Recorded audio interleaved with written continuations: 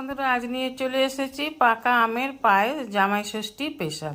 নিয়ে নিয়েছি 200 গ্রামের মতো গোবিন্দভোগ চাল, একটু জল দিয়ে ভিজিয়ে নিলাম। নিয়ে নিলাম 2টো আম, কেটে এইভাবে মিক্সি মেশিনে নিয়ে একটু পেস্ট বানিয়ে নেব। ওভেনে কড়া বসিয়ে দিয়ে দেবো পেস্ট করে রাখা আম আর চিনি। খুব ভালোভাবে জাল দিয়ে যখন এইরকম হয়ে আসবে নামিয়ে নেব।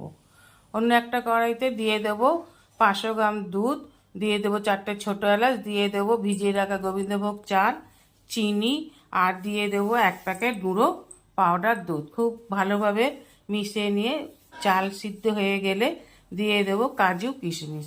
এবার ভালোভাবে নেড়ে চেড়ে নিয়ে দিয়ে দেবো জাল দিয়ে রাখা পাকা আমের পাল্পটাকে।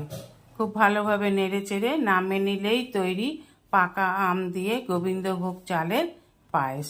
এবার গরম গরম পরিবেশন করুন দারুণ টেস্টি পাকা আমের পায়েস।